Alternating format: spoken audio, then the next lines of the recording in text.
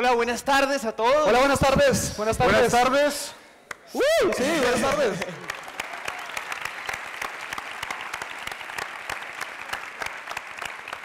Sean ustedes bienvenidas y bienvenidos a TEDx Bogotá Mujeres 2016 Rebeldía.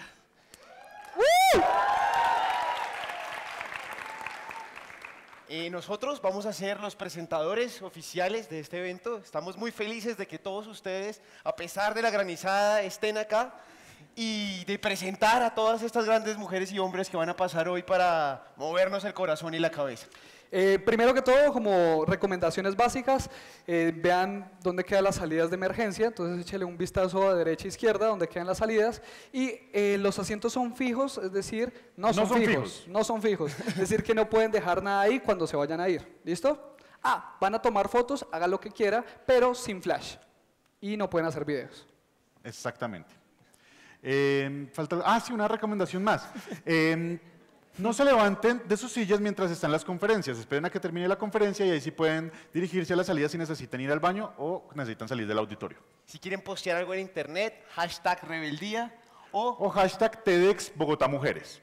Ahora vamos a darle la bienvenida a una mujer que es muy importante para este evento, porque es la promotora y realizadora y ayuda pues, en toda la organización del TEDx Bogotá Mujeres. Señoras y señores, Paula Rincón.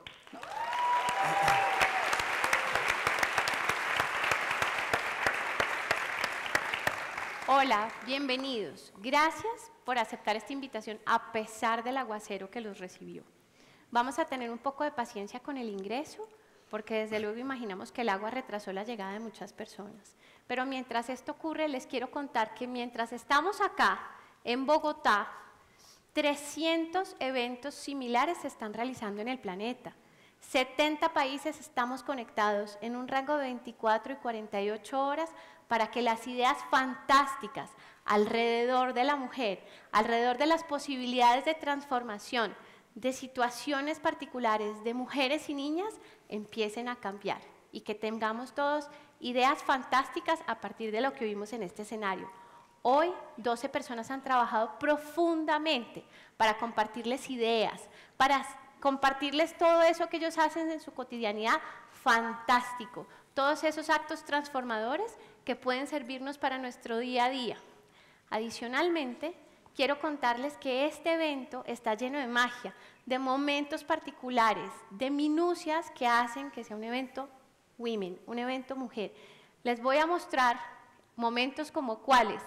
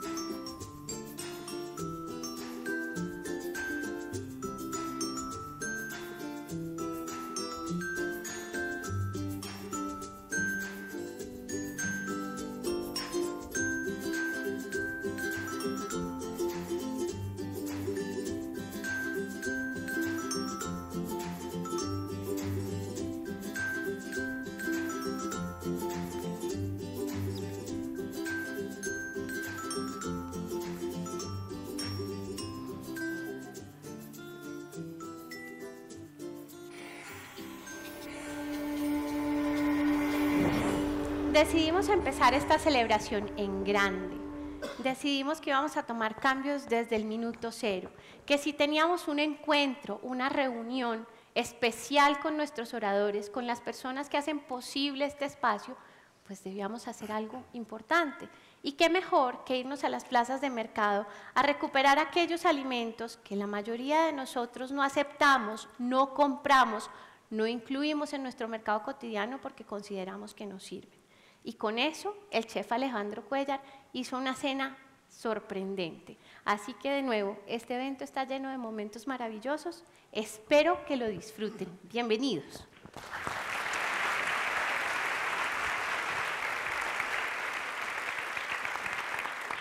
Bueno, y precisamente este evento no sería posible si no tuviéramos todos estos aliados y sponsors. Y llega un momento muy importante. Claro.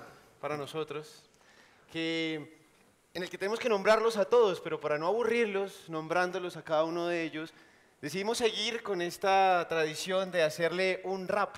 El clásico rap de los patrocinadores.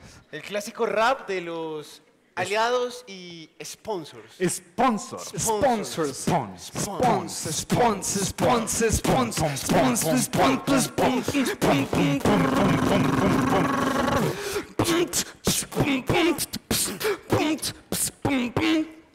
FT Consulting, Grano Cabo, Cicafam, Freeman 78 y Campo Real. Secretaría Distrital de la Mujer. Chica en inglés se dice girl. Ticket Code BIT, cambia el chip, Rapid Local Beans y Beat. Beat, beat, beat, beat, beat, beat, beat, beat, beat, beat, beat, beat, beat, beat, beat, beat. Of Banot Ventures, Twitter Bogotá, iLogic, síganme mi rap.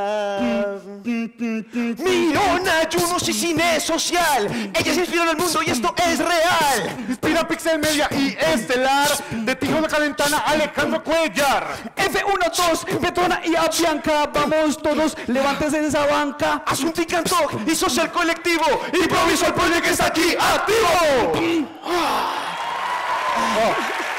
Wow, wow, wow, wow, wow, wow, wow, wow, wow, wow. Muy bien. Y para que vean que nosotros, más que talento, también somos presentadores, Más que talento. Más que talentos no somos. nos hemos tomado la labor de investigar y de indagar a las personas que van a venir acá y que van a compartir sus experiencias con nosotros. Exactamente, andamos en términos teóricos, ¿no? Estamos Teóricos, hablando. exactamente. Profundamente hemos investigado Claro. los speakers. Entonces, para hablar de nuestra primera speaker, que es una mujer que nos ha dado ejemplo de disciplina y de tener objetivos claros en la vida. Si, por ejemplo, nosotros pensamos en física teórica, nos vienen a la mente personas como Stephen Hawking. O Albert Einstein. Sheldon Cooper. Y los colombianos tenemos que sentirnos orgullosos de esta mujer que ha vuelto la física su pasión y la ha llevado a tal punto que hoy en día es una de las mujeres que tiene más influencia en la física en el campo mundial. Gracias a su investigación en la óptica cuántica en sistemas biológicos. Óptica cuántica de sistemas biológicos, es decir, como la cantidad de ojos que hay en una persona. Óptica cuántica en sistemas biológicos. ¿Cómo el negocio de las ópticas se ha desarrollado a nivel mundial? Óptica cuántica en sistemas biológicos. ¿Cuánta biología cabe en las personas? Óptica cuántica en sistemas biológicos. ¿Cómo se pueden contar las miradas entre las personas? Óptica cuántica en sistemas biológicos. Con ustedes, Alexandra Olaya Castro. Un aplauso, por favor.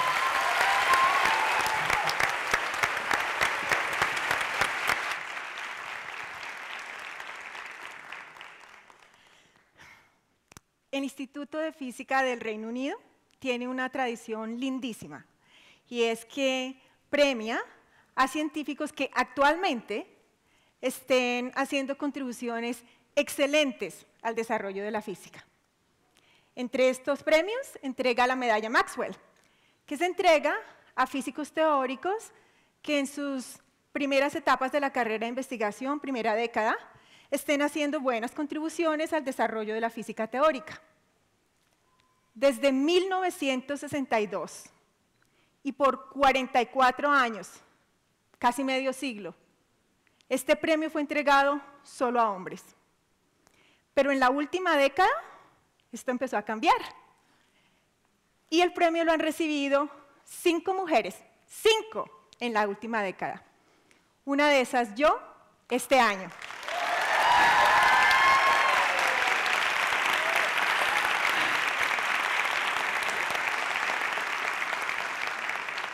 Muchas gracias. Pero más allá de la satisfacción personal de este premio lo que está mostrando es algo muy importante que está pasando en este momento en el mundo. Las contribuciones de las mujeres en todos los campos por fin están empezando a ser reconocidas. Y al mismo tiempo las mujeres están tomando riesgos y están tomando áreas que tradicionalmente eran asociadas solamente a los hombres. Esta dinámica de cambio ha sido reconocida y valorada por todos los países como crítica para su crecimiento no solo científico y tecnológico, sino en general económico. Pero a pesar de esto, hasta ahora está en su infancia esta dinámica de cambio. La pregunta que yo me hago entonces es, ¿cómo es posible que en pleno siglo XXI, 2016, 28 de octubre, hasta ahora estemos empezando a reconocer las contribuciones de las mujeres en todas las áreas? Yo creo que la razón por la cual esto sucede es porque las sociedades están así, agarradas pues con las manos, los pies, con todo lo que pueden, a estereotipos. Haber recibido este premio resultó en una atención de la prensa y de los medios que obviamente ustedes se imaginarán como física teórica, pues no acostumbrada absolutamente para nada.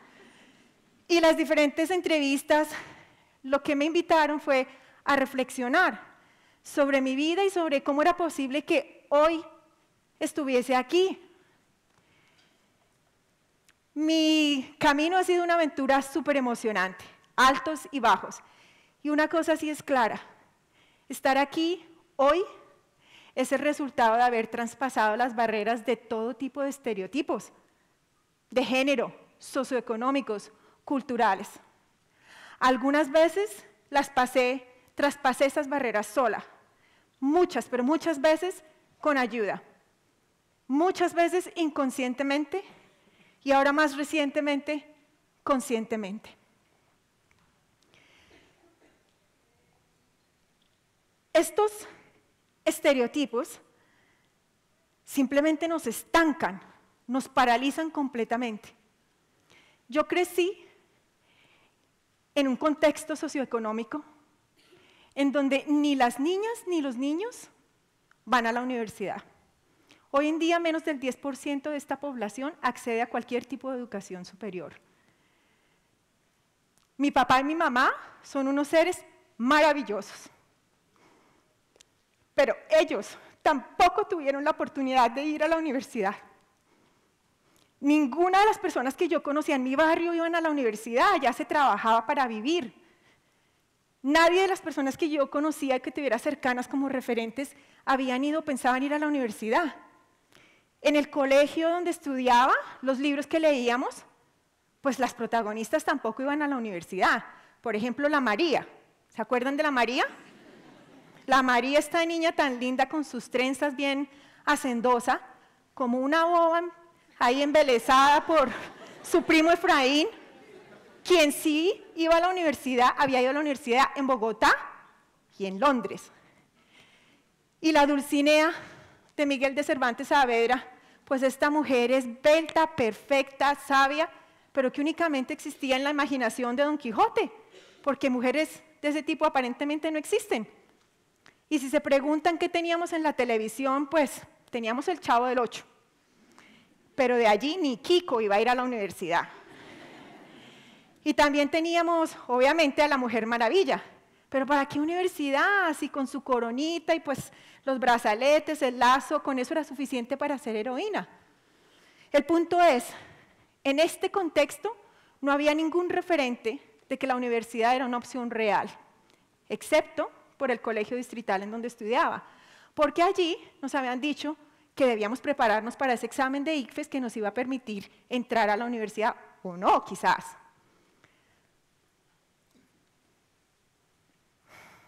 Pero no, porque yo soy una rebelde.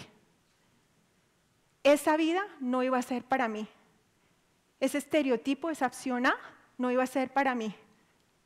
Yo sabía que la universidad existía y así fue que con ayuda de mi mamá, que no es ni la María ni Dulcinea, es más bien como la Mujer Maravilla, empezamos a explorar la opción B, la contraria al estereotipo, ir a la universidad.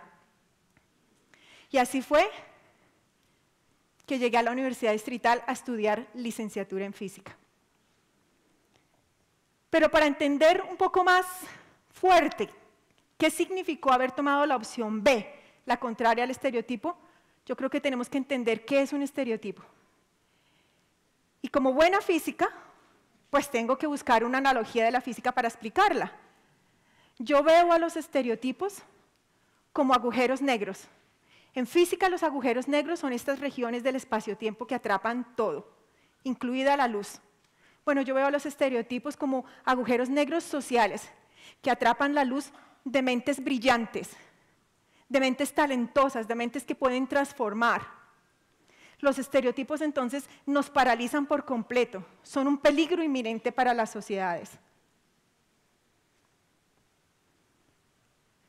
La pregunta es, pues, ¿qué carajos vamos a hacer entonces para desintegrar estos hoyos sociales? ¿Qué podemos hacer para traspasar las barreras de estos estereotipos que no permiten a las personas desarrollar sus potencialidades más allá de lo imaginado? Mi propuesta es bien sencilla, pero no fácil. Tomar la opción B, crear la opción B, la contraria al estereotipo, y explotar su poder al máximo. Lo que les quiero contar ahora entonces es, de acuerdo a mi experiencia, cuáles son esas 3 características fundamentales de la opción B, la contraria al estereotipo. La primera característica es que la opción B es dar ese primer paso. No es un pasito, es casi un salto. De este agujero negro social al mundo de las alternativas. Es el primer paso que desencadena esa posibilidad. Cuando yo empecé a estudiar licenciatura en física en la Universidad Distrital, jamás imaginé que al final de la carrera podría ir a un intercambio estudiantil en España. Esto fue una opción B, una opción completamente atípica que la universidad empezó a ofrecer y que la podían acceder los mejores estudiantes. En Tenerife, España, conocí por primera vez el mar. No en Cartagena, en Tenerife, España. Y haber hecho este intercambio me cambió la vida por completo, me cambió la manera de pensar y la manera de ver qué alternativas tenía yo. Cuando comencé en la Universidad Distrital, ni siquiera sabía que un pueblo llamado Oxford existía. Menos que 10 años más tarde terminaría haciendo un doctorado allí, completamente becado, en lo que hoy se considera la mejor universidad del mundo. Y este mundo de alternativas que se abrió a mí por haber tomado la opción B, me lleva a describir lo que es la segunda característica de esta opción B. La opción B sale de acá, de aquí. La opción B es en esencia explorar todas las dimensiones de lo que nos apasiona, todas. A mí me encanta todo lo que contradiga la intuición. Y la física es eso, la física contradice la intuición. Por ejemplo, la física cuántica, que explica cómo funcionan los electrones y los átomos, nos dice que uno no puede saber exactamente dónde está un electrón ni cómo se mueve. Pero con esta terquedad me quedó en la cabeza cómo es posible, y soñé y soñé y soñé con esta idea que yo no podía saber cómo eran los electrones ni cómo se movían. Y una noche me soñé que yo había visto los electrones y que sabía exactamente cómo se movían, y me desperté feliz. Pero pues como pasan los sueños, ¿no? No me acordaba ni de cómo eran ni cómo se movían.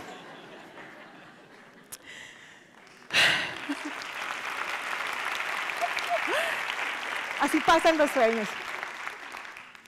Pero lo que este sueño me enseñó es que yo no solamente quería estudiar física, yo quería crear física, yo quería hacer física.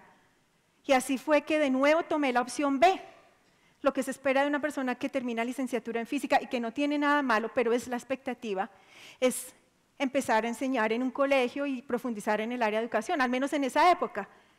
Yo decidí que quería hacer una maestría en física. Y así llegué a la Universidad de los Andes, donde aprendí lo que es hacer investigación, que es ser como este explorador que entra allí a un mundo que no conoce y empieza a hacer caminos, o a veces es como ser un detective, conecto aquí, aquí, aquí, y encuentro una explicación. Pero allí me encontré con este concepto re loco, y es el concepto de coherencia cuántica. La coherencia cuántica le dice a uno, por ejemplo, si ustedes tienen una moneda, que ustedes pueden ver la cara y el sello de la moneda al mismo tiempo. Que si ustedes lanzan la moneda, cuando la moneda cae en sus manos, ustedes ven la cara y el sello. Pues yo no sé, loquísimo, pero a mí me encanta. Y así la estudié durante el doctorado hasta que la encontré en la fotosíntesis, en las moléculas que son responsables de producir el oxígeno que ustedes y yo respiramos en este momento. Así como la moneda cuántica tiene estas dos opciones, estas moléculas tienen al menos dos caminos distintos para transferir energía. Y resulta que si nosotros podemos entender esto, es como entender cuáles son los fenómenos que sustentan la vida en la Tierra. Pero si no podemos entender que esa es una pregunta difícil, al menos podemos tomar inspiración para desarrollar nuevas tecnologías. Y esto me lleva a describir, esta descripción de lo que a mí me apasiona, me lleva a describir la tercera característica de la opción B. La opción B es entrar en un diálogo disruptivo, creativo, reflexivo, con otras voces que también están rompiendo estereotipos. Y en ese diálogo, identificar en avanzado el estereotipo y los obstáculos con los que nos vamos a encontrar. El trabajo de investigación que yo hago es un trabajo interdisciplinar. Intenta poner en diálogo física cuántica y biología. No hay muchos biólogos a los que les guste la física cuántica. Y precisamente por esto es un área que enfrenta arduo escepticismo. Mi contribución en este campo ha sido desarrollar trabajos teóricos que ponen en diálogo estas dos disciplinas y muchas otras para dar claridad a la importancia, a qué tipo de fenómenos cuánticos se presentan en estos sistemas y así poder sobrepasar ese escepticismo. Pero esta contribución no la he hecho yo sola. Esta contribución la he hecho con un equipo de trabajo que bajo mi liderazgo decidieron tomar el riesgo también de hacer teoría en este campo. Y así ha sido que durante todo mi camino me he encontrado con un grupo de científicos que consciente o inconscientemente están ayudando a eso, a romper estereotipos, en este caso en la ciencia. Porque cuando uno va a una conferencia de física y se encuentra con 100 hombres y menos de 10 mujeres, está claro que la física, como muchas otras áreas, se está perdiendo de las mentes talentosas y brillantes de muchísimas mujeres. ¿Se imaginan ustedes cómo sería el mundo? ¿Cómo sería este país? ¿Cómo sería esta ciudad o el barrio donde ustedes viven? ¿Cómo seríamos nosotros mismos si dejamos de encasillar a las personas en cajitas de estereotipos? Si les damos paso a estos diálogos reflexivos y creativos que nos permitan crear una sociedad mucho más próspera e inclusiva. Mi propuesta para ustedes es que tomen la opción B, que creen opciones B, que creen espacios en donde se den vida a esos contraejemplos y que ese espacio comience hoy, aquí, exactamente aquí en el Teatro de Bellas Artes, en nuestras mentes y con este diálogo. Muchas gracias.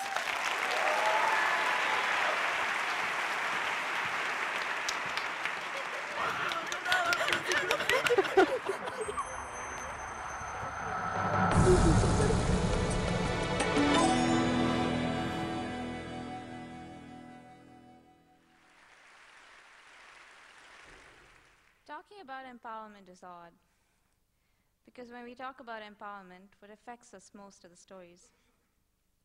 So I want to begin with an everyday story.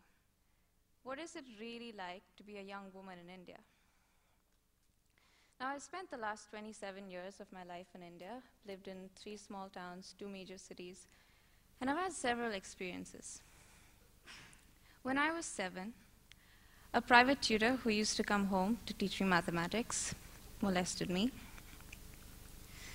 He would put his hand up my skirt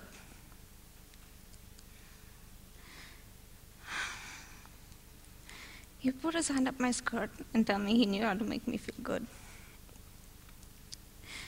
So at 17, a boy from my high school circulated an email detailing all the sexually aggressive things he could do to me because I didn't pay attention to him. At 19, I helped a friend whose parents had forcefully married her to an older man escape an abusive marriage. At 21, when my friend and I were walking down the road one afternoon, a man pulled down his pants and masturbated in front of us. We called people for help, and nobody came. At 25, when I was walking home one evening, 2 men on a motorcycle attacked me. I spent 2 nights in hospital recovering from trauma and injuries. So, throughout my life, I've seen women, family, friends, colleagues, live through these experiences. And they seldom talk about it. So, in simple words, life in India is not easy. But today I'm not going to talk to you about this fear. I'm going to talk to you about an interesting path of learning that this fear took me. So, what happened one night in December 2012 changed my life. So, a young girl, a 23-year-old student, boarded a bus in Delhi with her male friend. There were 6 men on the bus, young men who you might encounter every day in India. And the chilling account of what followed was played over and over again in the Indian and international media. This girl was raped repeatedly, forcefully penetrated with a blunt rod, beaten, bitten, and left to die. Her friend was gagged, attacked, and knocked unconscious. She died on the 29th of December. And at a time when most of us here were preparing to welcome the new year, India plunged into darkness. For the first time in our history, men and women in Indian cities woke up to the horrific truth about the true state of women in the country. Now, like many other young women, I was absolutely terrified. I couldn't believe that something like this could happen in a national capital. I was angry and I was frustrated, but most of all, I felt utterly, completely helpless. But really, what do you do, right? Some write blogs, some ignore it, some join protests. I did all of it. In fact, that was what everyone was doing 2 years ago. So the media was filled with stories about all the horrific deeds that Indian men are capable of. They were compared to animals, sexually repressed beasts. In fact, so alien and unthinkable was this event in an Indian mind that the response from the Indian media, public, and politicians proved one point. No one knew what to do. And no one wanted to be responsible for it. In fact, these were a few insensitive comments that were made in the media by prominent people in response to sexual violence against women in general. So the first one is made by a member of parliament. The second one is made by a spiritual leader. And the third one was actually the defendant's lawyer when the girl was fighting for her life and she passed away. Now, as a woman watching this day after day, I was tired. So as a writer and gender activist, I have written extensively on women. But this time, I realized it was different, because a part of me realized I was a part of that young woman too. And I decided I wanted to change this. So I did something spontaneous, hasty. I logged on to a citizen journalism platform called iReport, and I recorded a video talking about what the scene was like in Bangalore. I talked about how I felt, I talked about the ground realities, and I talked about the frustrations of living in India. In a few hours, the blog was shared widely, and comments and thoughts poured in from across the world. And that moment, a few things occurred to me. One, technology was always at hand for many young women like me. Two, like me, most young women hardly use it to express their views. Three, I realized for the first time that my voice mattered. So in the months that followed, I covered a trail of events in Bangalore which had no space in the mainstream news. In Carbon Park, which is a big park in Bangalore, I gathered with over 100 others when groups of young men came forward to wear skirts to prove that clothing does not invite rape. When I reported about these events, I felt I had charge. I felt like I had a channel to release all the emotions I had inside me. I attended the town hall march when students held up signs saying, "Kill them, hang them. You wouldn't do this to your mothers or sisters." I went to a candlelight vigil where citizens gathered together to talk about the issue of sexual violence openly. And I recorded a lot of blogs in response to how worrying the situation was in India at that point. Now, the reactions confused me. While supportive comments poured in from across the world, as did vicious ones. So some called me a hypocrite, some called me a victim, a rape apologist, some even said I had a political motive. But this one comment kind of describes what we are discussing here today. But I was soon to learn that this was not all. As empowered as I felt with the new liberty that this citizen journalism channel gave me, I found myself in an unfamiliar situation. So sometime last August, I logged on to Facebook and I was looking through my newsfeed, and I noticed that there was a link which was being shared by my friends. I clicked on the link. It led me back to a report uploaded by an American girl called Michaela Cross. The report was titled, "India, the Story You Never Wanted to Hear." And in this report, she recounted her first-hand account of facing sexual harassment in India.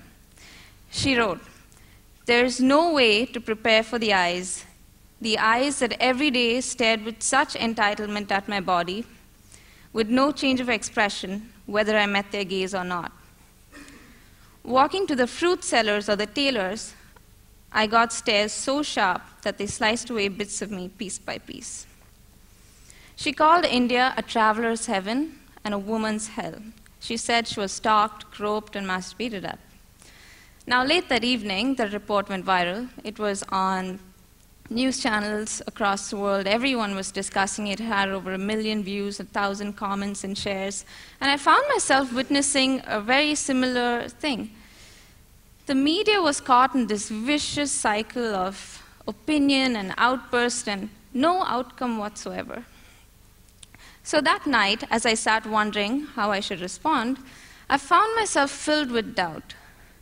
You see, as a writer, I approached this issue as an observer. As an Indian, I felt embarrassment and disbelief. And as an activist, I looked at it as a defender of rights. But as a citizen journalist, I suddenly felt very vulnerable. I mean, here she was, a young woman who was using a channel to talk about her experience just as I was, and yet I felt unsettled. You see, no one ever tells you that true empowerment comes from giving yourself the permission to think and act. Empowerment is often made to sound as if it's an ideal, it's a wonderful outcome.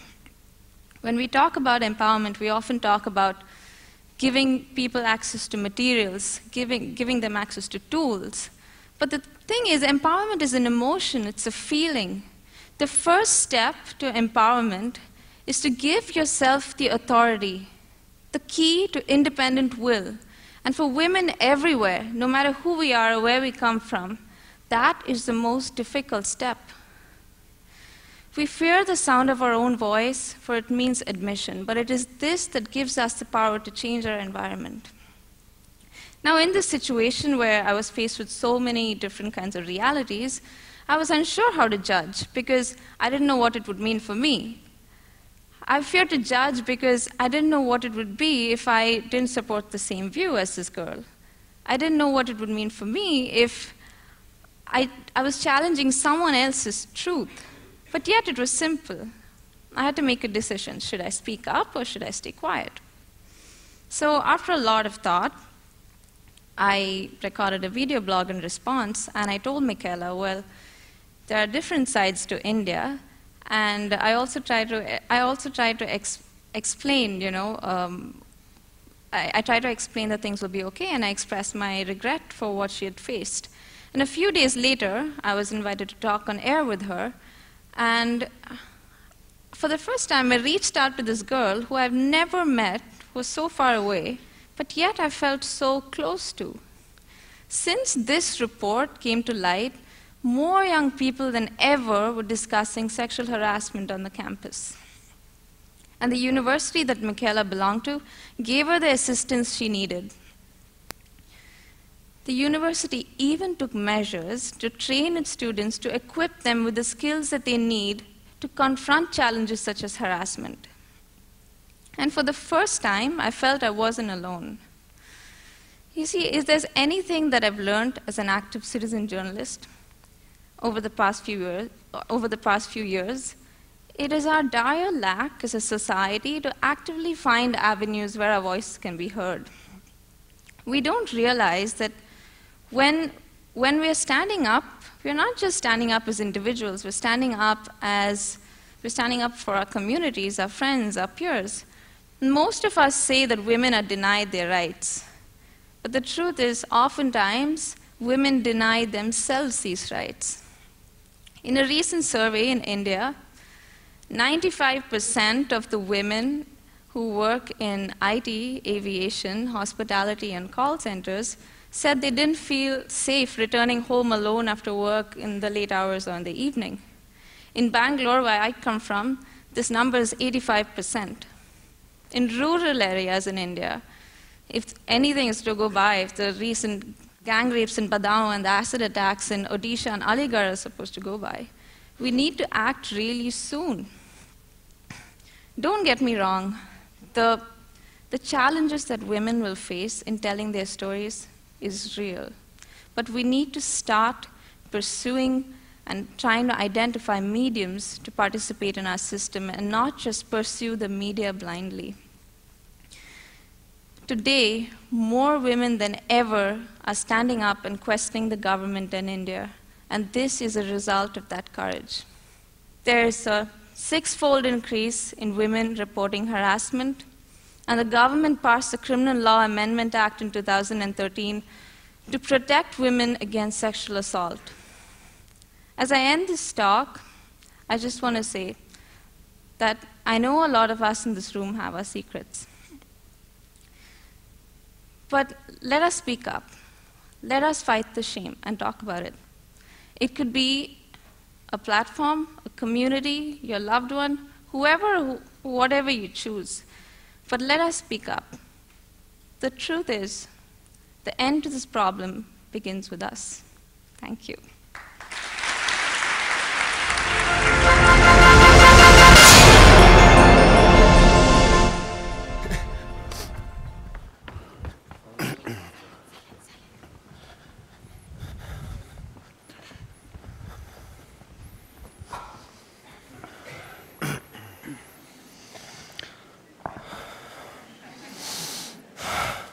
¿A que no adivinan quién viene ahorita al TEDx Bogotá Mujeres?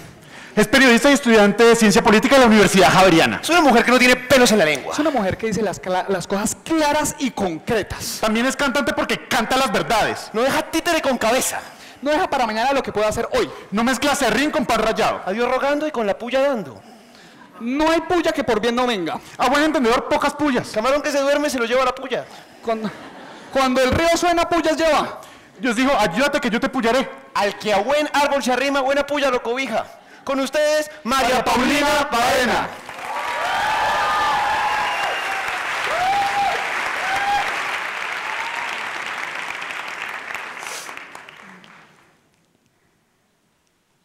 Éramos unos periodistas comunes y corrientes, y lo seguimos siendo, solo que ahora desde el escritorio de nuestro director, Fidel Cano.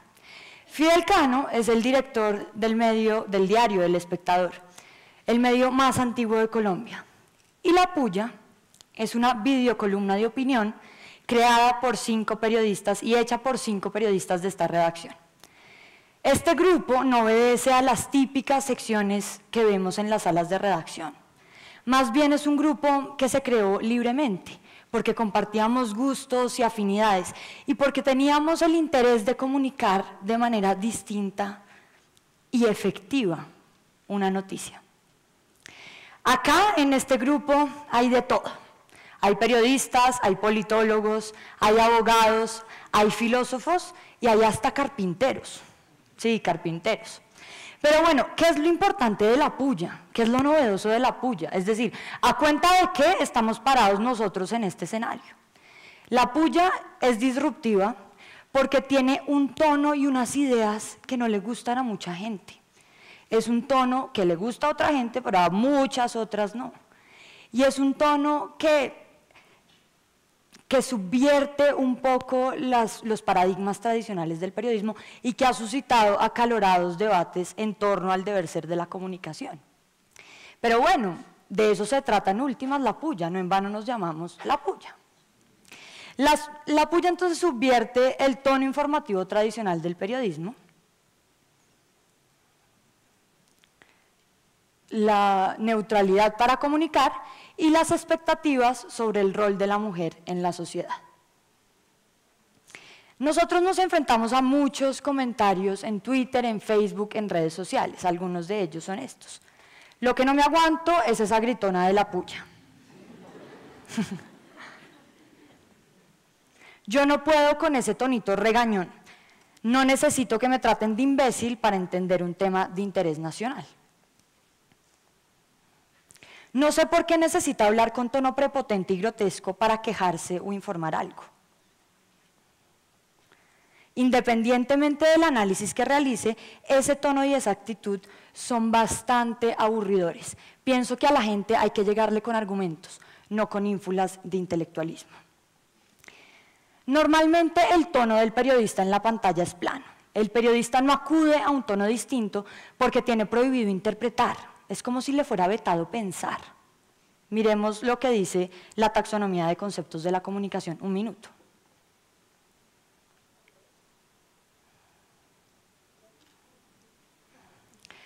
Entonces el periodista debe neutralizar sus acentos, sus emociones, sus ademanes. Es como si tuviera que ser una piedra y además una piedra bonita, impecable, reluciente, impoluta, una piedra perfecta. También nos lo recuerda el manual de estilo del diario ABC de España.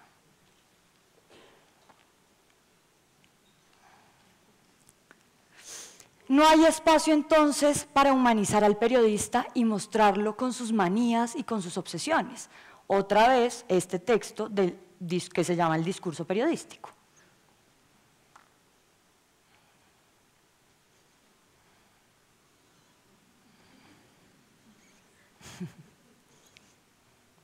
El periodista es entonces una persona que media entre la audiencia y la información en bruto.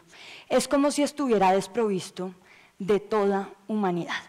Y peor aún cuando es una mujer la que presenta, la que está ahí. En ese momento empiezan a pulular todos los estereotipos, de que esa mujer está ahí porque está libreteada, de que esa mujer está ahí porque su única capacidad estriba en leer un teleprompter, de que esa mujer está ahí porque no sabe pensar por sí misma. Ah, bueno, y que también es una mujer fabricada, maquillada, bien peinada, contenida, presentable, mesurada. Mejor dicho, el parangón del orden y la decencia. Y pues miren.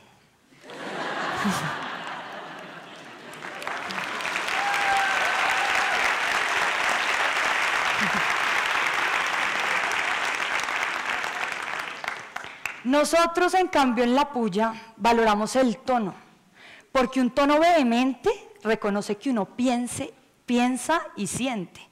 Es decir, el tono nos hace ser seres humanos.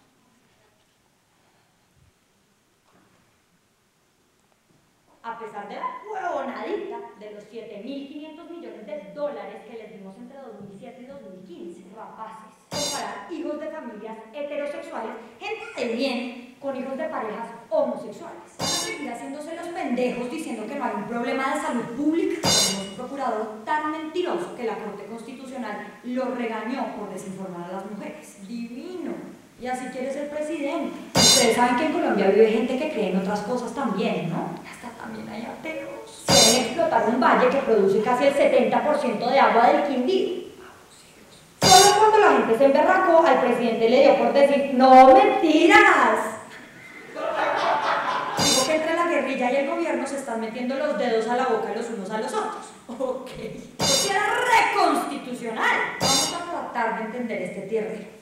Decir que la ley de tierras beneficia a la guerrilla es querer tumbar, que nadie devuelva la tierra, porque en Colombia no pasó nada. A ver, el castrochavismo no está en los acuerdos de paz. Sergio Ordóñez es muy mezquino. Él más que nadie debería saber lo que significa enfoque de género. Ojo, enfoque, no ideología. Enfoque. Ay, nos vamos tan igual.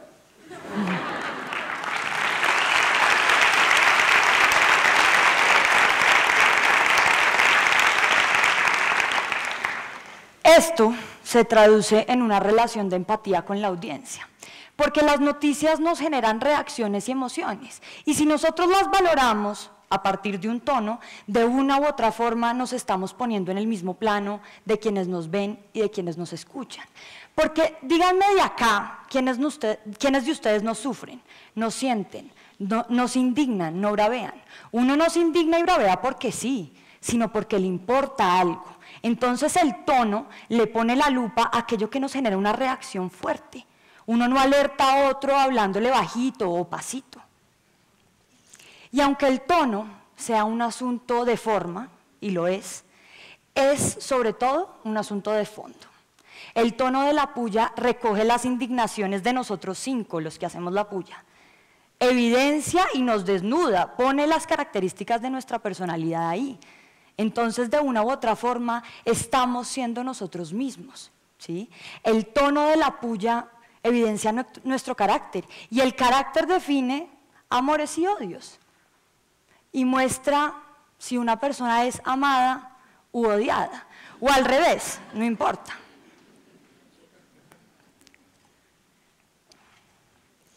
Cuando ustedes ven los titulares de la puya, saben que ahí hay una posición fuerte, dura, rotunda. Nos dejamos de lado esa idea del periodista neutral, objetivo, ponderado, y nos ensuciamos con la noticia. Vemos y estamos comprometidos en ser rigurosos con la información. Miramos todas las caras de la moneda, las ponemos a dialogar entre ellas, las escuchamos, las entendemos, pero vamos un paso más allá, corremos la milla extra y las ponemos a dialogar, las vemos en perspectiva, las criticamos. Y cuando las criticamos, sí, lo hacemos en un lenguaje fuerte, en un lenguaje grosero, sí, ramplón también, pero fuerte. Y hablar de forma fuerte y de frente es también ética periodística.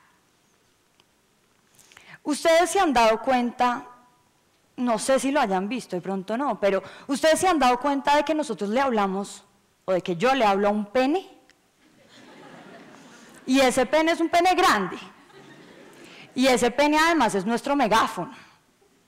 Pero también hay otros símbolos, la corbata, la camisa, el blazer, el hecho de que hablamos desde la oficina de nuestro director.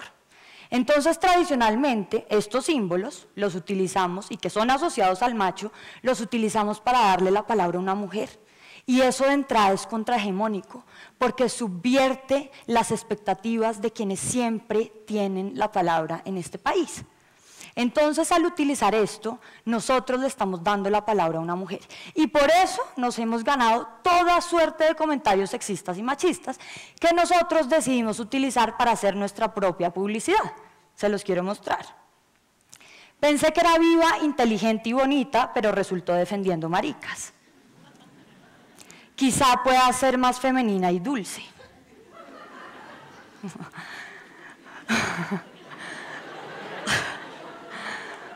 Por ser mujer, esperaba más cerebro y menos rabia. Pero bueno, yo creo que a la puya, y nosotros creemos que a la puya no la ven por estos símbolos. Quién sabe siquiera si la gente lo note.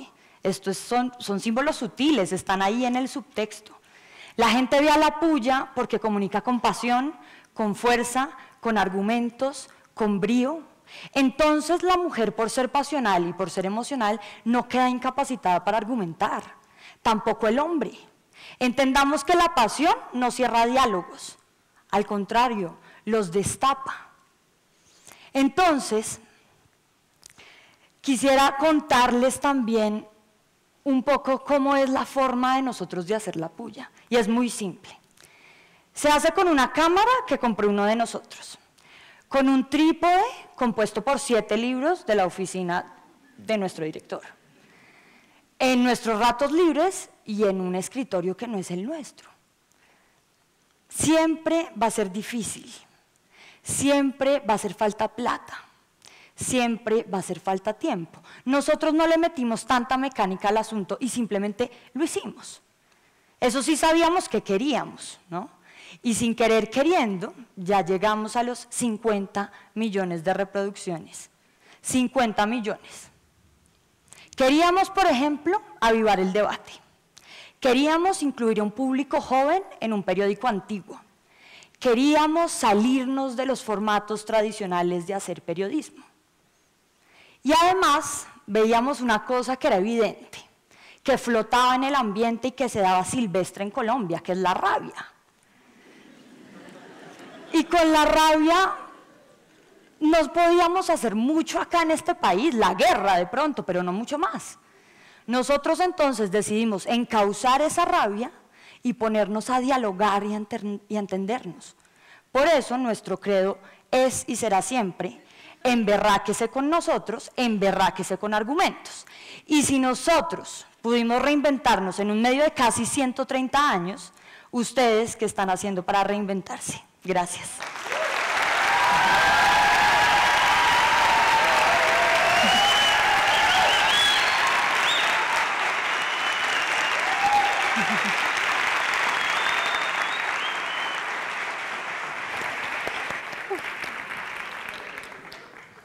Nuestra siguiente charla es la excusa perfecta para borrar del todo afirmaciones como la política no es asunto de mujeres o los hombres no apoyan el liderazgo de las mujeres.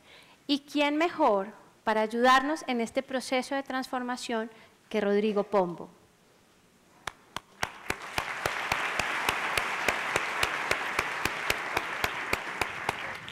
Mil gracias. Muchas gracias. Bienvenido. Gracias. Bueno, muy buenas tardes. Creo que soy el único hombre que va a hablar de cosas femeninas y eso me llena de orgullo, pero también me pone un poco nervioso. En 1985, en la radio municipal de Buenos Aires, Argentina, se llevó a cabo un suceso que a mí me pareció fantástico. Un periodista connotado de la época, Osvaldo Ferrari, entrevista a Jorge Luis Borges en una serie de programas fantásticos que se recogieron después en unas obras publicitadísimas. Y en un momento dado, en toda esa serie de programas, Ferrari le pregunta a Borges, Borges, hablemos por primera vez de la conjetura. Como todos ustedes saben, la conjetura es la palabra más importante en el lenguaje borgiano, es la palabra que más le gustaba a Borges. Y Borges de un momento a otro se pone muy serio, porque él era medio mamador de gallo, se pone muy serio y dice, sí, Ferrari, es cierto, la conjetura es lo que más me gusta porque es la máxima expresión de la persona humana, es la máxima expresión del ser humano. Junto con el libro, la conjetura, la teoría, la tesis, es lo que representa la creatividad humana. Y entonces, claro, lo que hizo Borges fue transmitirle a todos sus lectores, pero también a todos sus oyentes, el poder de la conjetura. Pues bien, yo soy profesor universitario, llevo más de 15 años hablando de filosofía política, de ideas políticas, y quiero compartir con todos ustedes mi conjetura de vida, que no es nada distinto que la razón de ser, quizás la razón de mi propia existencia. Y sin ser político, creo que lo más importante en un mundo civilizado, y eso le cabe por supuesto y en estos momentos a Colombia, es dignificar la política, creer en la política y dignificarla.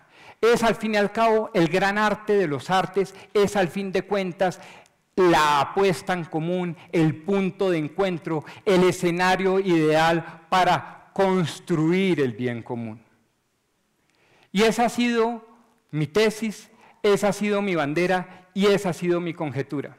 Pero digo más, quizás la razón por la cual muy generosamente me invitaron hoy a hablarles a todos ustedes es que, a pesar de muchas cosas que voy a hablar ahora, me dijeron, usted tiene un cuento bastante distinto a lo que usted es y representa.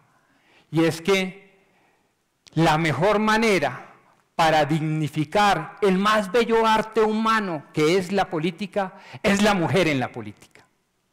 Y permítame también compartirles a ustedes una historia muy personal, no vamos a entrar en confidencias porque no hay para qué, pero sí una historia muy personal. Hace 15 años me lancé por primera y única vez a la política con, hay que reconocerlo, estupendo éxito. Era el joven más votado y más líder, era el emblema de la política en Bogotá, en Usaquén, en la localidad 1 de Usaquén. Por aquella época me enamoré de una mujer que a mis ojos era divina, inteligente, supremamente preparada y se autodefinía como feminista. Y cuando yo salía a escribir mis columnas de opinión y salía a dar mis charlas, mis discursos, mis parlamentos y participaba en el simposio y en el diálogo, ella era la primera que me decía, en su condición de novia, tú no puedes hablar de eso. Tú no puedes hablar de eso. Tú eres hombre, reconocidamente heterosexual, ¿sí? Proveniente de una familia que no tiene hermanas y además de eso conservador. Tú no tienes la autoridad, tú no puedes hablar de eso. Nadie como tú puede hablar de eso. Nadie puede enalborar la bandera de dignificar la política a través de la mujer como tú.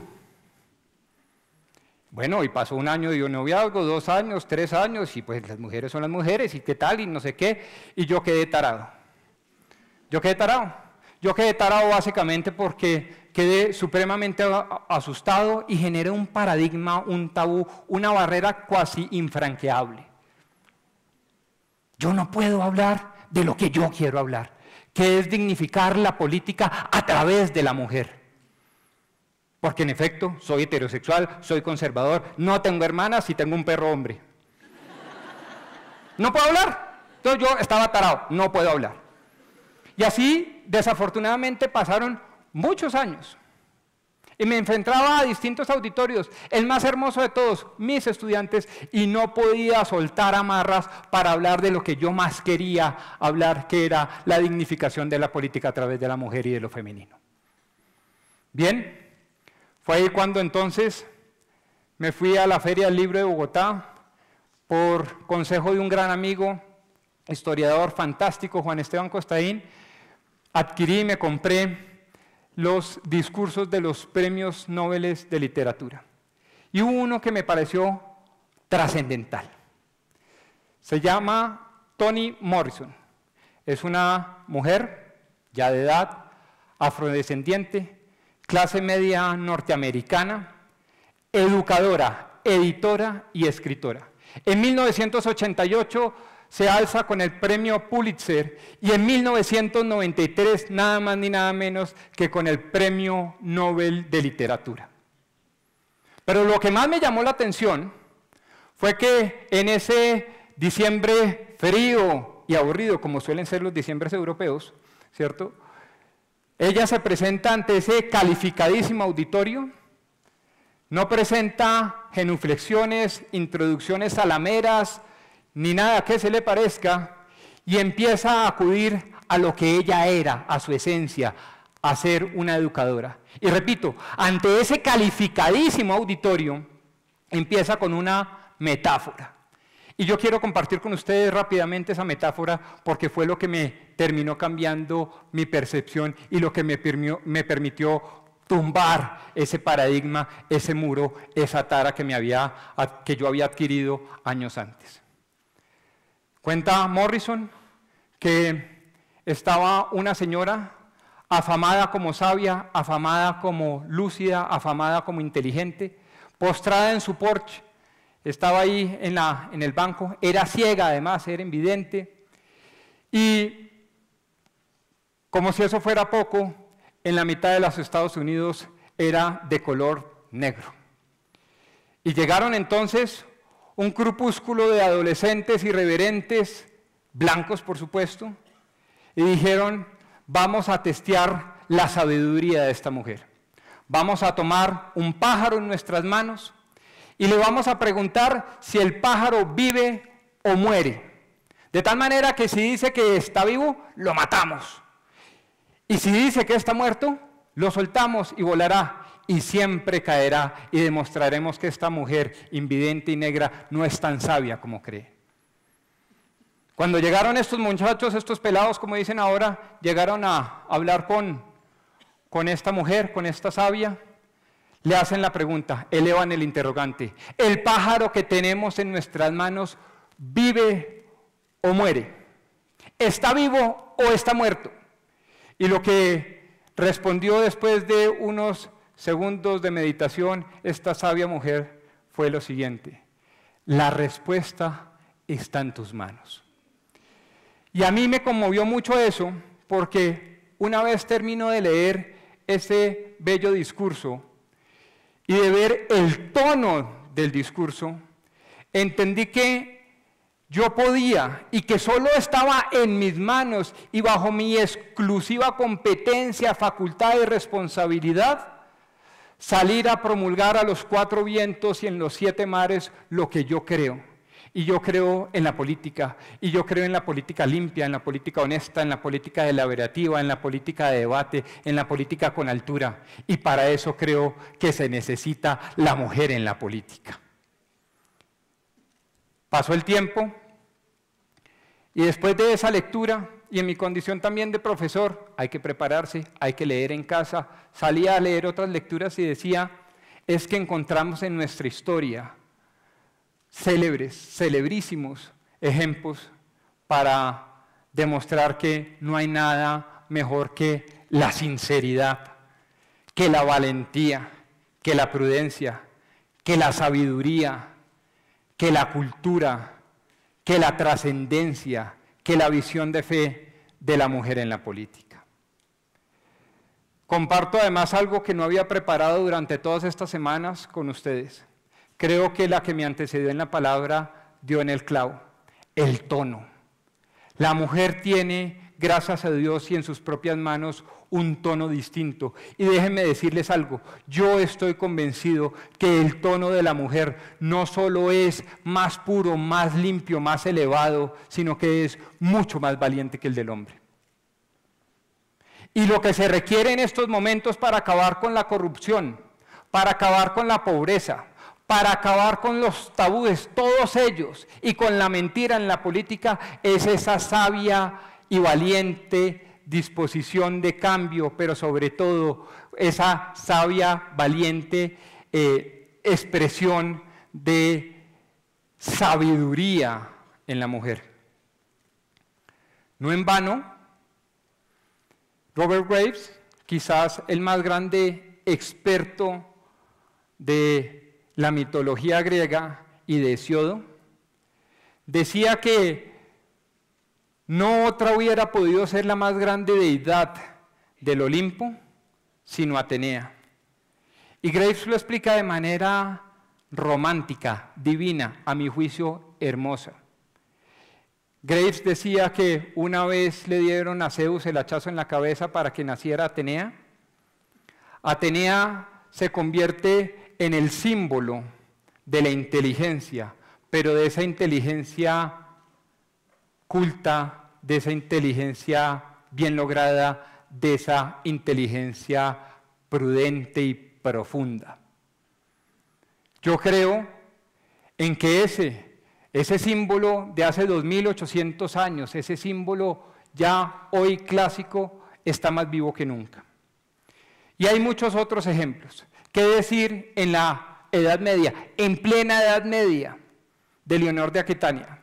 Hay historiadores, no hay que desconocerlo, que la reconocen como la gran reina porque fue esposa de 2 reyes y madre de 4 reyes, franceses e ingleses, como si fuera poco. Pero lo importante de Leonor de Aquitania, a mi modo de ver, no fue eso.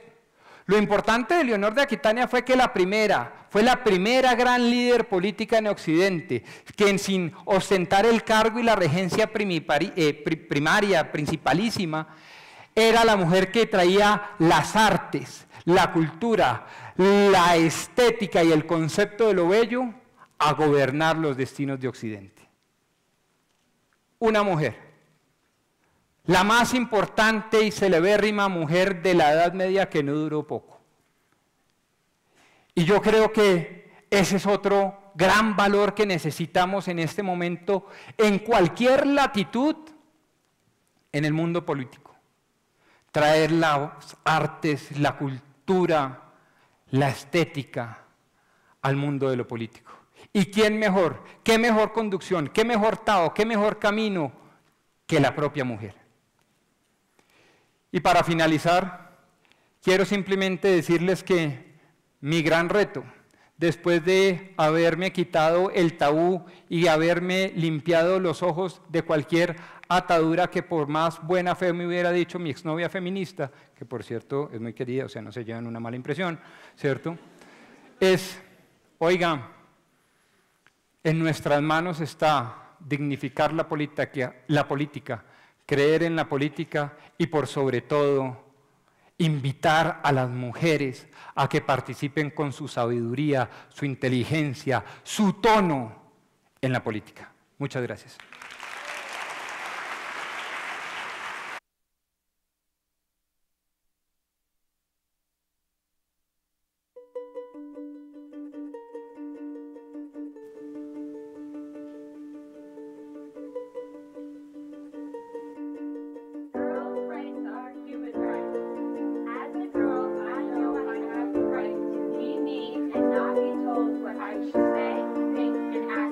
Como chica, sé que tengo el derecho a tener un espacio seguro donde ser amada, libre de peligro y abuso. As a girl, I know I have the right to affordable and accessible reproductive health. ヘルスケアを身近に利用でき、その知識を得る権利を持ち、自分自身を大切にできます。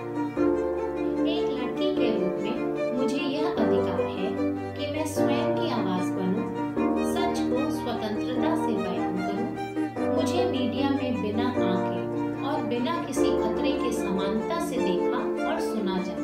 Como chica, sé que tengo el derecho a ser representada con respeto a los medios de comunicación y en los medios sociales.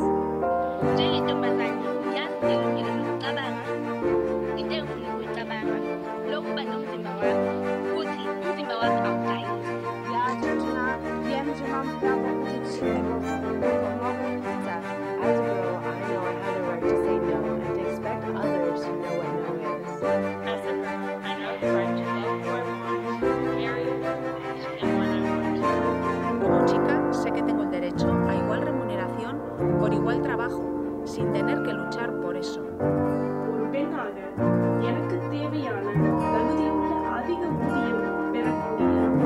Incluyendo empleos muy bien remunerados en tecnología, ingeniería y ciencias. 나는 소녀로서 CEO, 당선된 공직자로 나라를 이끌고 역사를 만들 권리가 있음을 압니다.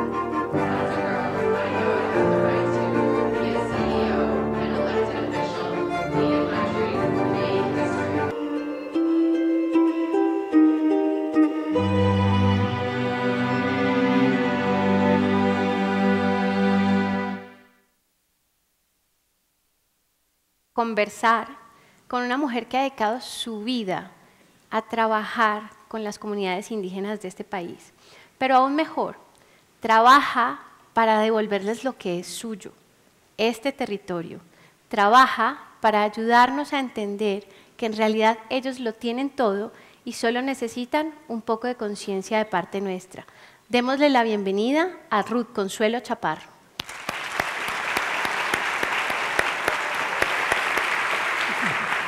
Gracias.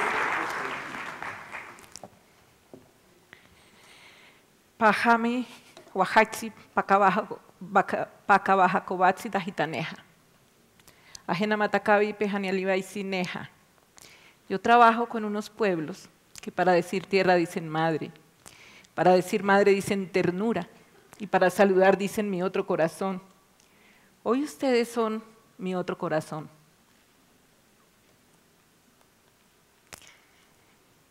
De estos pueblos aprendí que nadie viene al mundo por error, que en este mundo nadie falta y nadie sobra, que siempre estamos los que debemos estar y que estamos en el momento justo y en el lugar adecuado para cumplir nuestros propósitos.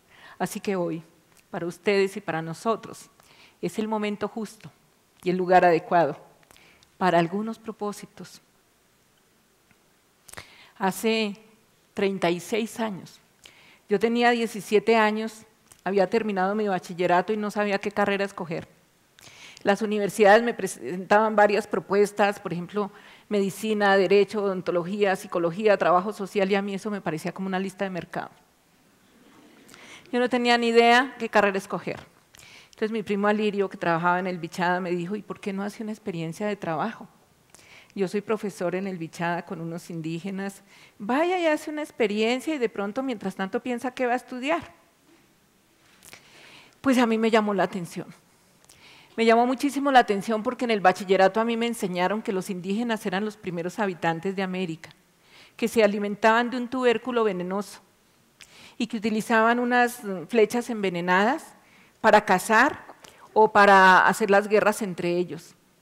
Y yo había leído un texto de 1545 de Ginés de Sepúlveda que decía que los indios eran tan inferiores a los españoles como las mujeres a los varones, como los niños a los adultos o como los monos a los seres humanos. Y después también leí en esa misma época del bachillerato un texto de Laureano Gómez, ya en 1928. Él decía que nosotros los colombianos somos una mezcla de españoles, indios y negros. Y él decía que la verdadera identidad y el verdadero progreso lo deberíamos buscar en lo que heredamos de los españoles, ya que lo que heredamos de los negros y de los indios, decía él, son estigmas de completa inferioridad. Así que me fui al Bichada y lo primero que me di cuenta es que los colonos le decían a los indígenas los irracionales. Y ellos también a veces nos decían, oiga, ustedes los racionales. Empecé a escucharlos, a aprender su lengua, su cultura, y empecé a descubrir cosas sorprendentes. Por ejemplo, que los adjetivos en este idioma se comportan como verbos, que yo no puedo decir rojo, amarillo, blanco, azul, sino que tengo que conjugar los colores. Y yo en castellano no puedo conjugar los colores, yo tendría que decir algo así como verdea, rojea, amarillea, pero no encuentro cómo decirlo. Ellos me decían, es que no, el color no existe, solo hay tonalidades de color. Por ejemplo, si yo estoy cerca es verde y si me alejo es azul. Por lo tanto, esto es un verde azuloso o un azul verdoso. Entonces me di cuenta que la manera como perciben la realidad es totalmente dinámica, no es fija. Y más sorprendida quedé cuando me di cuenta que en su idioma no puedo expresar futuro indefinido ni pasado indefinido. Por ejemplo, yo no puedo decir cantaré, no sé cuándo, pero algún día cantaré. No puedo decirlo. Yo puedo decir mañana canto o en el próximo verano canto, pero no puede ser indefinido. Entonces pensé, oiga, ¿y cómo hacen los proyectos? Si la palabra proyecto está preñada de futuro, ¿cómo hacen los proyectos? Y la escuela preparándolo a uno para el futuro. Aguante, resista, obedezca, ¿para qué? Para el futuro. No sabemos qué futuro, pero para el futuro. Entonces empecé a entender por qué los niños se volaban del internado, se volaban de las escuelas, había una deserción escolar altísima y más o menos se daba en las mismas épocas. Una vez se volaron unos muchachos y les pregunté por qué se volaron. ¿Los trataron mal? Dijeron no. ¿No les gustó la comida? Dijeron no. Entonces, ¿por qué se volaron? Dicen, porque es que es muy triste estar encerrado en un salón solamente para que el profesor gane sueldo. Mientras tanto, nuestra familia está en la playa comiendo huevos de tortuga. ¿Ustedes cómo saben que su familia está en la playa comiendo huevos de tortuga? Me dicen, mire Ruth, es que cuando sale ese lucero en el horizonte y canta el sapo, es que ya salieron las tortugas. Y nuestra familia se va a vivir allá y a comer huevos de tortuga en la playa y nosotros aquí encerrados. Por eso es que nos volamos. Y cuando pasa la época de los huevos de la tortuga, nosotros regresamos. Durante los 10 primeros años, empecé a prepararme. Y me preparaba en simultánea. Por un lado los escuchaba, pero por otro lado cursé estudios de comunicación social. Y después de maestría en desarrollo social. Pero tuve necesidad de tomar cursos cortos de antropología y de lingüística. Porque me di cuenta que para trabajar con estos pueblos no basta una sola disciplina. Que se necesita un trabajo transdisciplinario. Pero además que hay que hacerlo en equipo, con equipos transdisciplinarios. Y he tenido la fortuna a lo largo de toda la historia de contar siempre con equipos interdisciplinarios, es decir, este trabajo no es para solitarios. Pero además, parte del equipo interdisciplinario es mi esposo y mi hijo.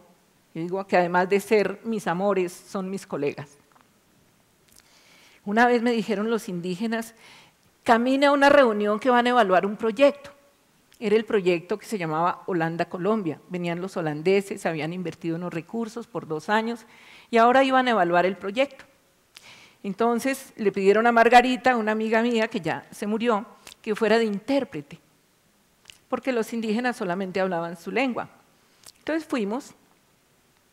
Los profesionales del proyecto, antropólogo, socióloga, trabajadora social y pedagoga, habían durante 2 años hecho talleres en todas las comunidades para tratar de fortalecer su organización y su cultura.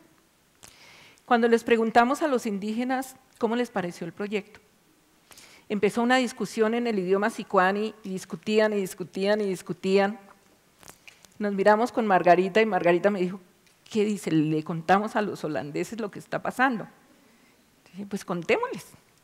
Entonces Margarita dice, vea, los profesionales estuvieron haciendo talleres de formación, pero los indígenas esperaban y están muy bravos, porque desde el comienzo les ofrecieron talleres y ellos están esperando, y 2 años después no han podido reparar ni sus bicicletas ni sus motos, porque no han cumplido nada. Nunca se me olvida la cara de este holandés. Dijo, hasta aquí termina el proyecto. No es posible que en 2 años no se hayan podido poner de acuerdo en la palabra fundamental. Y así vimos fracasar proyectos de ganadería, proyectos de especies menores, proyectos de infraestructura, proyectos de agroindustria. Las entidades los entregan con un sentido de futuro, las comunidades los reciben con un sentido de presente, y ya ustedes imaginan la diferencia que puede haber en los resultados. La queja más frecuente era contra la escuela. Dicen que el indígena que estudia se vuelve perezoso, no habla su lengua, empieza a avergonzarse de la mamá, de su familia, de su alimentación, y se vuelve flojo, no aguanta las grandes jornadas, no aguanta el calor, pierde el equilibrio para pasar un puente. Entonces empezamos a ver cómo cambiábamos la escuela. Y lo primero es tratar de promover que las escuelas estuvieran en la comunidad para que no hubiera internados. Segundo, que los profesores fueran indígenas, porque los profesores blancos que iban del interior del país no se amañaban, no se adaptaban, se enfermaban, y pensamos que son ellos mismos los que deben hacerse cargo de su educación. Empezamos a cambiar los planes de estudio, a incluir dentro de los planes de estudio su idioma. Pero fue necesario definir un alfabeto, por supuesto, con la asesoría de lingüistas, de antropólogos, definir una gramática, establecer unos neologismos y un metalenguaje para que ese idioma pudiera entrar a las aulas. Pero entramos también las etnociencias, la etnohistoria, la etnobotánica, porque pensamos que son conocimientos que no pueden estar vedados. También abrimos colegios en la mitad de la selva, en la mitad de la llanura, pero apoyamos también, en convenio con varias universidades, que los profesores pudieran acceder a licenciaturas, modificando los planes de estudio. Y en todo ese proceso seguíamos escuchando y aprendiendo, y encontramos parte de lo que nos enseñaron los indígenas, es que para conocer el país hay que recorrerlo, que no se conoce en el mapa y en el videobeam, sino que hay que recorrerlo, hay que recorrer la selva, la llanura, la montaña, las costas. Y allí empezamos a descubrir una Colombia espectacular, una Colombia próspera, con hidrocarburos, con minería, una Colombia con entidades territoriales, una Colombia con grandes proyectos forestales y, entre otras cosas, uno de los países más felices del mundo. O sea, no, pues esto es un paraíso espectacular. Sin embargo, esa misma Colombia es uno de los países más inequitativos del mundo, con una guerra de más de 50 años que tiene el país hoy polarizado, con unos problemas de corrupción política y administrativa que nos producen mucha vergüenza, con problemas de narcotráfico, con problemas de sentido de pertenencia. Y en medio de esa Colombia, 102 pueblos indígenas, inteligentes, con alma, con corazón, con una manera distinta de ver el mundo. Esos pueblos hablan 65 idiomas distintos al español y cada idioma es una perspectiva distinta de ver el mundo. Estos pueblos no son pobres, son dueños de más de 700 resguardos que suman más de 34 millones de hectáreas. El color naranja son los resguardos indígenas. Y los punticos que aparecen allí son los pueblos indígenas en riesgo de desaparecer. Entonces yo me pregunto, ¿pobres? No son pobres. Los hemos empobrecido con nuestras prácticas depredadoras, con nuestro paternalismo, con el asistencialismo, con la arrogancia y la exclusión. 34 millones de hectáreas. El predio Putumayo en un avión casa gastamos 20 minutos atravesándolo.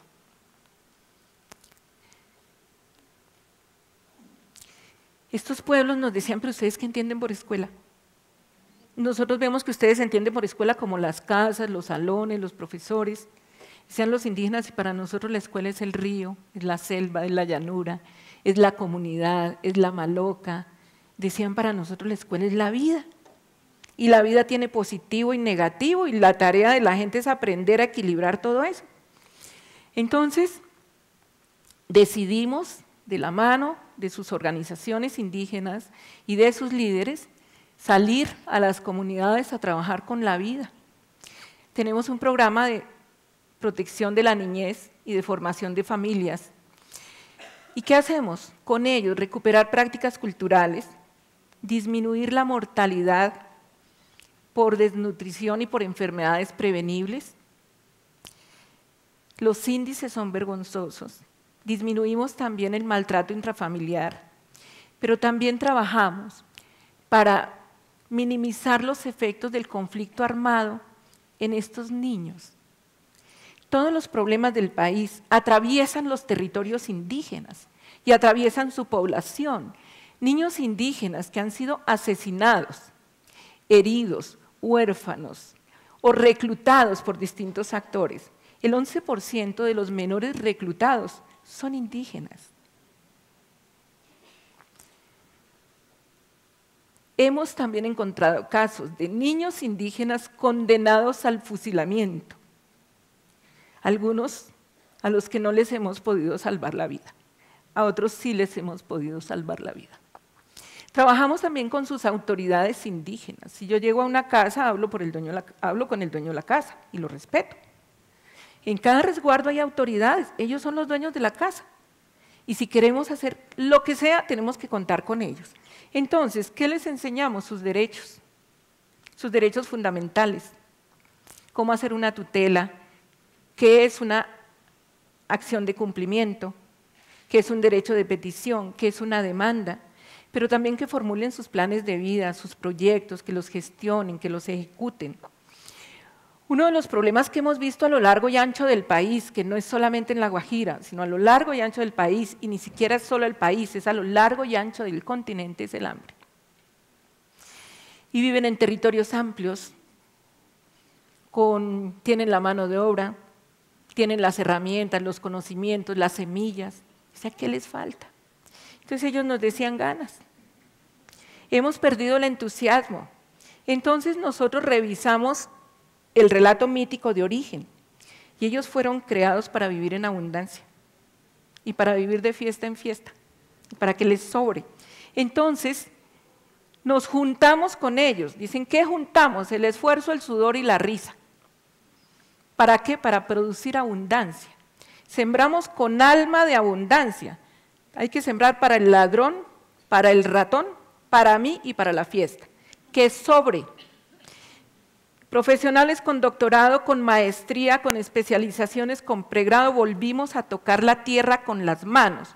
Volvimos al hacha, al machete, al palín. Más de 600 familias y más de 3.000 hectáreas establecidas en la Amazonía peruana, colombiana y brasilera, sembrando más de 91 especies amazónicas. ¿Cómo lo hacemos? Con fiestas, con rituales, con conjuros, con grandes mingas. ¿Qué cosechamos? Identidad. Cosechamos afecto, cosechamos autonomía, cosechamos diversidad. Le apostamos a la cocina nativa, una cocina diversa, permanente, variada y saludable. Decía el viejito, yo quiero un discurso que se pueda comer, deje que las yucas hablen por mí, deje que las piñas hablen por mí. Y estamos haciendo lo que nos dijo el abuelo. Estos pueblos son portadores de conocimientos milenarios y en los conocimientos más antiguos está la solución para los problemas más modernos. Pero los únicos y legítimos herederos son ellos y son ellos los que portan esos conocimientos. Y aquí llegamos a esa Guajira binacional, esa Guajira que duele, que arde. Más de 5.000 niños muertos de física hambre. Porque falta agua, porque no hay comida. En una Guajira próspera, minera, con hidrocarburos, en una Guajira con energía eólica, en una Guajira turística. Estudié cómo estaba el Producto Interno Bruto. Y entre el 90 y el 2000, el Producto Interno Bruto de la Guajira es de 7,27, mientras que el nacional era de 4,5. ¿Qué está pasando? ¿Qué está pasando? Aquí está Marisela, 22 años. Murió hace 2 meses, después de una larga lucha contra el hambre. Ganó el hambre. La escuché. Siempre me dijo que quería vivir, que quería aprovechar su vida, que quería ver crecer a sus hijos. Y voló. Y cuando murió le dije, huele a un mundo donde el hambre no la alcance. Porque en este país y en la Guajira no hubo un lugar para Marisela.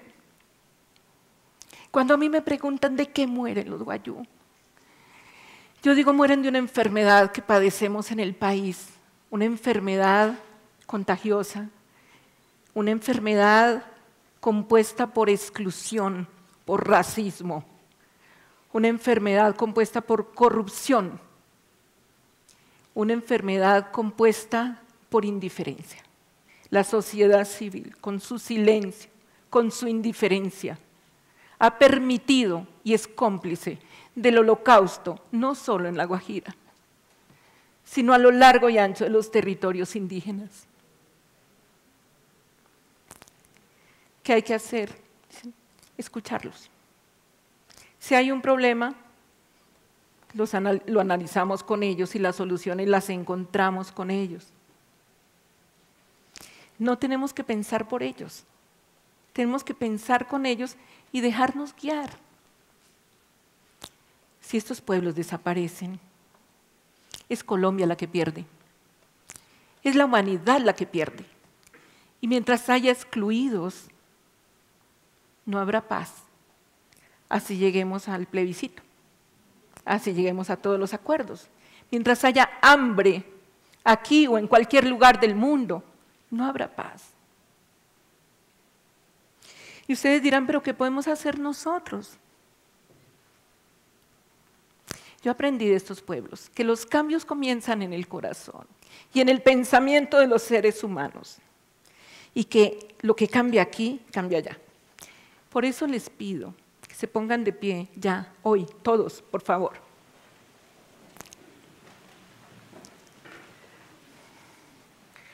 Les pido que cierren los ojos y que nos ubiquemos frente a un espejo. Y que en ese espejo identifiquemos los rasgos indígenas que tenemos en nuestro cuerpo. Los ojos, el cabello, la nariz, la piel, la estatura. Y quiero que repitan conmigo, a un solo tono y con fuerza, rasgos indígenas. Todos, por favor, rasgos indígenas. Los llevamos dentro. Ahora los podemos ver. Los reconocemos. Antes no los veíamos, pero ahora los podemos ver. Aunque no somos españoles, reconocemos a los españoles en nuestro origen. Aunque no somos negros, reconocemos a los negros como parte de nuestro origen.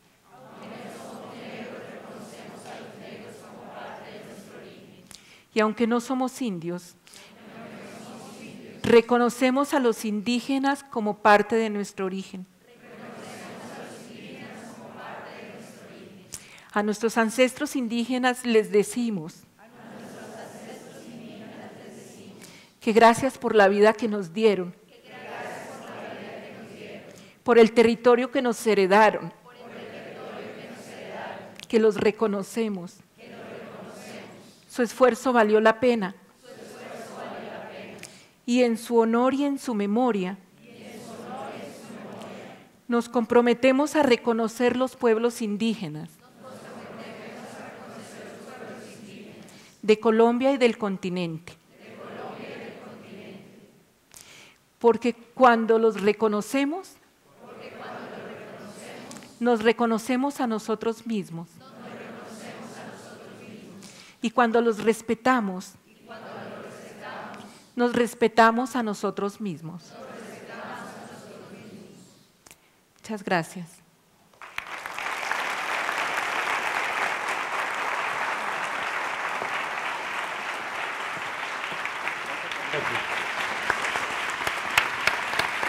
¿Qué tal? Estuvo muy bien, señor. Ya,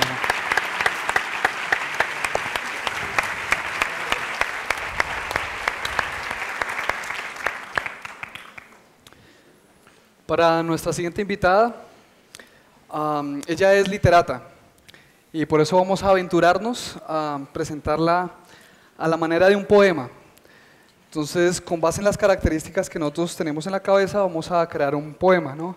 Sí, Investigación de la métrica. Del verso alejandrino. De las cuartillas. De las redondillas. ¿Yo? Sí. Uy.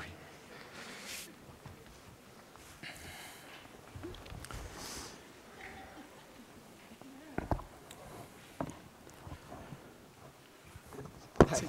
Listo. Es una destacada maestra en artes visuales, pues ella ha desarrollado varios canales. Feminista colombiana, radicada en Ciudad de México. Esto se los digo con un tono académico. Ella se ha desempeñado como periodista y se los digo, mis amigos, con voz de cronista. Muy bien. Es columnista del Espectador y El Heraldo, donde trabajan Juan, Carlos, Martín y Aldo.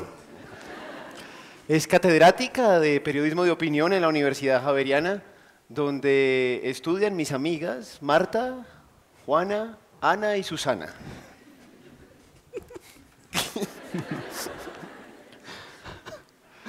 Cofundadora y directora de Estereotipas, multiplataforma que comunica ideas feministas. Y con este gran poema que aquí les narro, queremos presentar a Catalina Ruiz Navarro. Un aplauso, por favor.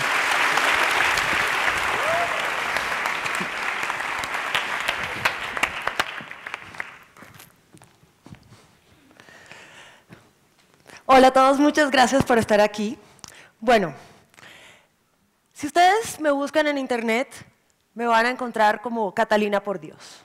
Y sí, como se lo imaginan, es un regaño que me han repetido desde que soy una niña una y otra vez a lo largo de toda mi vida. Y ustedes se preguntarán, oye, ¿qué es eso tan rebelde, tan disruptivo, tan raro que yo estoy haciendo durante toda mi vida para que la gente me hiciera ese regaño y me dijera, Catalina, por Dios? Les voy a contar la verdad. Nada. Nada. Yo crecí en una casa en donde me criaron 3 mujeres maravillosas, independientes, increíbles, autónomas, autosuficientes. Cada una empujó un poquito el techo de cristal que le tocó. Y yo las veía ellas capaces de hacer todo y decía, bueno, no puede ser que yo no pueda hacerlo todo también. Sin embargo, el problema comenzaba cuando yo salía de la casa. Dentro de la casa a mí me celebraban mis opiniones, me dejaban participar en las discusiones familiares, yo podía hablar, había como una idea fija con el libre desarrollo de la personalidad, pero apenas yo salía de la casa y empezaba a hablar, a interrumpir, a opinar, a correr, a montarme a los árboles, a ensuciarme el vestido, la gente me decía, Catalina, por Dios. Y esto así hasta la universidad y hasta la fecha. Y entonces, ¿por qué? Yo me demoré mucho tiempo en darme cuenta que esto era un problema de género. Porque si hubiera sido un niño que hace todas esas cosas, me habrían dicho, Catalino, qué líder, Catalino, qué asertivo. Entonces sí es un problema de género y por eso vengo yo a hablarles hoy de feminismo, que es un tema que a mí me apasiona y que me ha dado muchas respuestas para la vida. Es un lente que me ha mostrado muchísimas desigualdades que no solamente me afectan a mí particularmente, sino que nos afectan a todos, pero especialmente a todas. Y sin embargo, muchas veces no entendemos cuáles son esas desigualdades porque el mundo está hecho para que no las veamos, no nos damos cuenta. Y muchos de los derechos que tenemos hoy las mujeres, como votar, tener propiedad, tener autonomía reproductiva, que ojo, que no lo tenemos todas las mujeres, los tenemos algunas privilegiadas, los damos por sentados. Y creemos que esto ha sido obvio de toda la vida, pero no. Y la persona que ha tenido mayor influencia en mi vida fue quien me enseñó que esto no era un regalo. Mi bisabuela Carlota García. Ella nació en 1900 en una finca cafetera. Y se dio cuenta muy rápidamente que su lugar en el mundo era parir trabajadores para la finca y luego hacerles de comer. A ella no le iban a enseñar a leer y escribir, ella no iba a heredar nada, eso era su función en el mundo. Y entonces ella decidió escaparse de la casa y se fue a Medellín, donde hizo muchas cosas, entre esas trabajó como obrera en las fábricas textiles, en donde ocurrieron las primeras huelgas de mujeres en Colombia. ¿Saben por qué protestaban las mujeres en Colombia en 1919? Para que las dejaran ir con zapatos a trabajar. Y otras cosas que hizo fue militar con las sufragistas. Ella era una mujer liberal, con unas ideas políticas encendidas, y se tuvo que atragantar su voto hasta que tuvo 57 años, porque solo en 1957 las mujeres en Colombia pudimos votar. O sea, no tenemos ni 60 años del voto. Y esto ella me lo recordaba cada vez que me llevaba a votar con ella, porque siempre me llevaba. Y otra audacia que tuvo mi bisabuela, que fue una audacia increíble, fue aprender a leer y escribir. Porque ¿cómo iba a tener esas ideas políticas si no leía y escribía? Y lo hizo con el periódico local de Medellín, en ese momento, que era El Espectador. Y a mí me llena de orgullo y me resulta una cosa muy emocionante que 3 generaciones después yo tenga una columna en ese periódico en el que ella aprendió a leer. Esto es muy importante porque estos son derechos que nosotros damos por sentados hoy en día, pero cada derecho que las mujeres damos por sentados en realidad es un testimonio de la eficacia del feminismo. El feminismo es un tema difícil de hablar porque muchas veces estamos denunciando violencia, estamos denunciando explotación, estamos viendo casos como estos que son terribles y que muchas veces son descorazonadores porque pues falta mucho para que lleguemos a una igualdad de género. Sin embargo, hay una cosa que a mí me llena de esperanza inmensamente y que viene de la experiencia de mi familia. Y es que en 60 años hemos logrado tantas cosas y todo esto lo hemos logrado sin violencia. A mí lo que me emociona siempre es que el feminismo es la revolución social pacífica más eficaz y eficiente de todo el siglo XX. Sin embargo, nosotros seguimos teniendo resistencia con el feminismo. ¿Por qué? O sea, ¿por qué tenemos tanta resistencia con el feminismo, que es algo que nos ha dado tantas cosas? Lo que pasa es que la desigualdad muchas veces no la vemos. Y vamos a hacer aquí un ejercicio. A ver, nuestro cerebro funciona así. Nuestro cerebro tiene atajos, entonces asocia ideas, imágenes y conceptos para tener atajos para pensar más rápido. Y muchas veces en estos atajos se meten unos prejuicios. Entonces vamos a hacer un ejercicio sobre cómo funciona nuestro cerebro y cómo pensamos. Yo les voy a decir una palabra y ustedes se van a observar para ver cuál es la imagen y cómo es esa imagen que primero asocian con esa palabra. No me tienen que contestar en voz alta, no tienen que contestar lo políticamente correcto, solamente sean honestos y honestas con ustedes mismas, ¿va? Entonces, la palabra humano, persona humana. ¿Ya todo el mundo se imaginó algo? Sí. No me digan, voy a hacer aquí un truco de prestidigitadora. Voy a adivinar qué fue lo que se imaginó la mayoría, pues porque ya sabemos que todos no somos iguales, entonces algunos se imaginarán otra cosa, pero la mayoría. Se imaginó un cuerpo de un hombre, quizás desnudo, con la piel del color blanco, con el pelo corto, o por lo menos por acá. ¿Sí? ¿Le atiné? A unos sí, a otros no. ¿A la mayoría sí? Ok, ¿se imaginaron esto? ¿Y no les parece muy problemático que una palabra como humano, que se supone que nos debe incluir a todos, la asociamos con un grupo tan limitado y con unos cuerpos tan limitados? Pues porque hombres blancos, la verdad, esos son minoría. En Colombia somos el 60% mestizos, 25% blancos según el DANE, aunque yo creo que somos menos, afrocolombianos 10%, indígenas 3.4% y en Colombia hay hasta gitanos. Y los hombres son menos de la mitad de la población. O sea, los hombres blancos, ¿cuántos hombres blancos hay en este escenario? Menos de la mitad. ¿Y ven? Sin embargo, la palabra humano se usa para referirse a ellos. Y cuando pensamos en humanos, pensamos en ellos, que son aquí tres, aquí sentados en el escenario y ya. Y esto es un problema, porque esto quiere decir que el mundo todo se ha pensado y se ha hecho para estos cuerpos.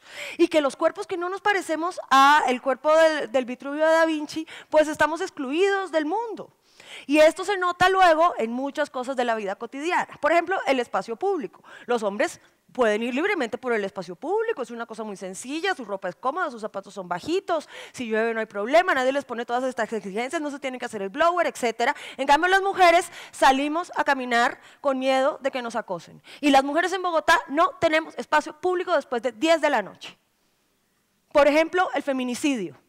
Una cosa es que a un hombre lo maten porque le robaron, o porque le quieren robar su plata, o porque tienen una venganza, o porque es un soldado y entonces está de entrada en una situación de riesgo. Pero es que a nosotras nos matan por tener una relación sentimental, eso es lo que es el feminicidio. O piensen en el trabajo doméstico. Resulta que la mayoría de las veces, alguien tiene que, pues no la mayoría de las veces, siempre alguien tiene que cuidar a los niños y a los abuelos, ¿no? ¿Y quiénes son los que cuidan a los niños y a los abuelos? Usualmente mujeres. Y los horarios de trabajo están hechos para personas que no tienen estas responsabilidades. Entonces los niños llegan a la casa a las 4 de la tarde y alguien tiene que estar ahí, ¿no? Y ese alguien suele ser una mujer. Y las mujeres que tenemos el privilegio de no hacer estas tareas domésticas y de cuidado las relegamos en otras mujeres. Porque resulta que esta desigualdad nos dicen que no existe, sino que es que somos diferentes. Y las mujeres somos más suaves, más sensibles, más maternales, más lindas, somos mejores para escuchar, Y con ese cuento nos tienen haciendo 19 horas a la semana más de trabajo que los hombres. Como si cuidar fuera una cosa que se tuviera que hacer con el cuerpo de las mujeres. No, todos pueden ser responsables del cuidado de los otros. Y sin embargo, ahí estamos nosotras encargándonos de este tipo de trabajos. Espérate, a ver. Ahí, esta ya estaba. Entonces, ¿qué pasa cuando estas desigualdades suceden? Que nos están dejando una carga de trabajo que es injustificada porque al final no hay ninguna característica que sea inherente a un género. Todas esas diferencias de género están construidas desde la cultura. Por ejemplo, esta idea de que los hombres son fuertes. Es que es una idea que además está muy aceptada. Sin embargo, hay muchas mujeres que son más fuertes que muchos hombres. Por ejemplo, María Isabel Urrutia, la pesista olímpica colombiana.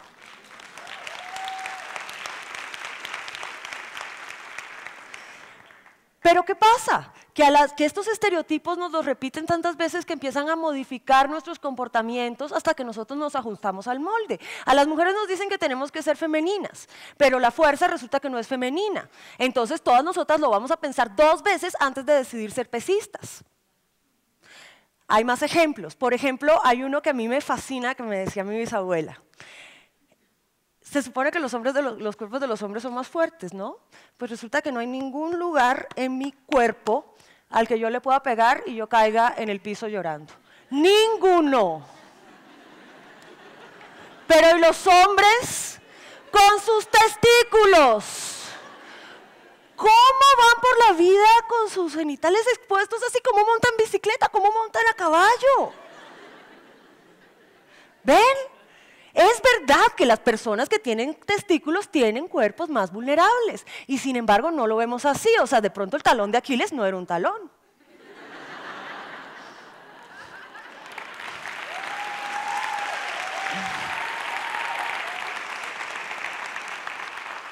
Y les tengo otro ejemplo. Este año en El Espectador sacó una entrevista con Lady Quintana, que es la hermana del campeón de la Vuelta a España, ciclismo colombiano, héroe nacional, ¿no?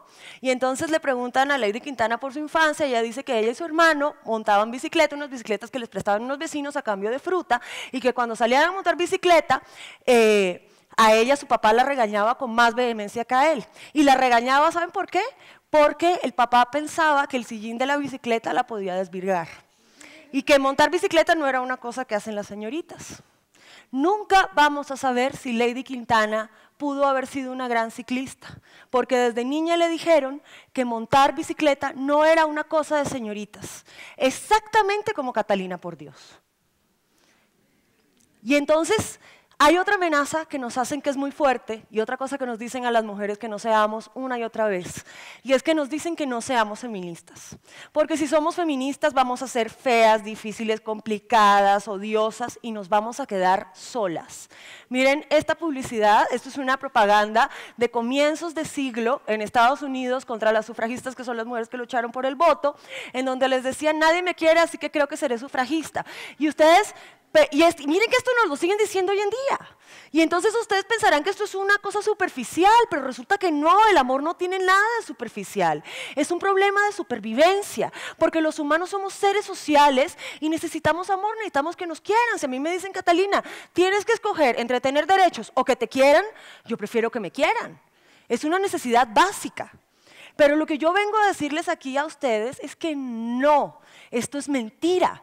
No tienen que escoger entre el amor y los derechos, pueden tener los dos. Es más, si algo me ha dado a mí el feminismo es amor, comunidad, amigas y amor del bueno, que es el que es en condiciones de igualdad. Esto es muy importante y entre las comunidades feministas que tengo, está una de la que estoy muy orgullosa, que es Estereotipas. Estereotipas es un proyecto de feminismo pop latinoamericano que fundamos con una gran amiga, Estefanía Vela, y es un proyecto multiformato que lo que está buscando es llevar las grandes ideas del feminismo y traducirlas a un lenguaje asequible en donde usemos el humor, la estética del pop y las nuevas tecnologías para difundir estas historias. Y hay una campaña muy importante que hicimos este año en Estereotipas que se llamó Mi primer acoso. Mi primer acoso nació de 2 coyunturas. El 24 de abril en México hubo una marcha multitudinaria en 25 ciudades en donde las mujeres salieron a las calles a quejarse por la violencia de género y a protestar por eso. Yo me iba a perder la Primavera Violeta, así se llamó, la Primavera Violeta, porque estaba en un congreso en Brasil. Pero allá las brasileras me contaron que en octubre del 2015 la feminista Juliana de Faria había hecho un ejercicio en Twitter con un hashtag que fue Meu primer asedio, para que las mujeres brasileras contaran sus primeras experiencias de acoso y esto revolucionó Brasil y cambió la conversación, pero eso se quedó contenido en Brasil porque por la barrera del idioma esto no nos llegó a nosotros. Entonces, desde Estereotipas, un día antes de la marcha, esta es la Primavera Violeta, decidimos lanzar mi primer acoso. Un día antes. El primer tweet fue el mío. Y en una hora teníamos 420 tweets por minuto que estaban contando las mujeres de toda América Latina sus experiencias de acoso. Les voy a leer algunos. Mi primer acoso. A los 7 años, un niño de mi salón me mostró su pene. Lo acusé con la maestra y me dijo, déjalo, es que no sabe lo que hace. Mi primer acoso. Tenía 5 años y un primo mayor que yo abusó sexualmente de mí. Mi papá nunca me creyó. Mi primer acoso. 7 años. En la calle apareció frente a mí desabrochándose el pantalón para mostrarme su pene. Salí corriendo y no le dije a nadie. Qué difícil escribir este tuit. Mi primer acoso fue a los 5 y quedó en familia porque mi pariente me dijo que yo era una mentirosa y precoz. Todavía me duele contar mi primer acoso. ¿Cómo vas a traicionar a tu familia? Cuando me vestía para salir, mi padre me veía las nalgas. Y esto es un mapa de cómo se movió el hashtag en el mundo durante esa semana. Y estas son algunas de las estadísticas que encontramos. Y esto es una cosa muy fuerte porque de repente la mañana de la primavera violeta todo el mundo se levantó con unos testimonios en sus redes sociales en donde no eran unas mujeres abstractas ni unas estadísticas que no nos llegan, sino todas las mujeres de su vida contando estas experiencias de acoso. Y esto es muy fuerte porque cuando nos damos cuenta que esto nos ha pasado a todas, todo el tiempo, toda la vida, de manera transversal, sistemática, sistémica, estructural, todos los días de nuestra vida, a todas las mujeres y desde que somos muy pequeñas, porque lo más escalofriante de mi primer acoso es que el promedio es que comienza a los 8 años y el 40% de estos episodios de violencia ocurren en lugares seguros y por parte de conocidos. Y muchas veces las mujeres no contamos estas cosas porque sentimos que si lo decimos en voz alta nos van a ver como si estuviéramos dañadas y nos van a señalar como víctimas. Pero cuando nos damos cuenta que somos todas, hablarlo se vuelve una cosa diferente y entendemos que es un problema estructural y se puede exigir una política pública. Mi primer acoso fue muy lindo porque fue un ejercicio de memoria. Si yo no le puedo pedir a las mujeres que denuncien a su acosador actual porque hacer eso muchas veces las pone en peligro de muerte, pero yo desde mi lugar de adulta puedo hacer un ejercicio de memoria para recordar el primero y en ese camino recuerdo a todos los acosos de mi vida. Y cada vez que las mujeres contaban sus historias en voz alta, le dan a otras mujeres las herramientas para reconocer el acoso en sus vidas y llamarlo por su nombre: violencia. Mi primer acoso abrió una conversación que cambió la manera en que nosotros percibimos el acoso. Y esto es muy importante porque yo soy una convencida de las conversaciones. Miren que hay muchas leyes para garantizar la igualdad y en esto se ha avanzado muchísimo y de hecho la Constitución del 91 es buenísima. El problema es que todas estas leyes son inaplicables si seguimos teniendo una sociedad machista, porque no vemos el problema. Entonces el cambio no es legal, el cambio tiene que ser cultural. Y los cambios culturales se hacen a través de la conversación, porque las luchas sociales comienzan con las ideas. Y yo a lo que quiero invitarlos hoy, invitarlas especialmente, es a que tengamos esta conversación sobre los feminismos, que es una conversación emocionante, rica, llena de bemoles y llena de disensos, porque es que hay tantos feminismos como mujeres, como experiencias de mujeres hay en el mundo. Y es una conversación en donde estamos en permanente disenso y eso es lo más rico que tiene porque eso hace que el feminismo se mantenga como una conversación vital. Y entonces, esa es la invitación que yo quiero hacerles, a que entren a la conversación y que hablemos de feminismos.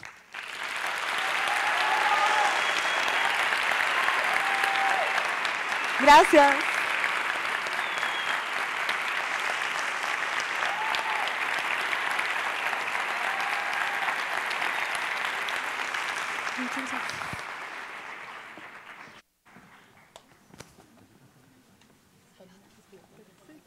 ¿Ya?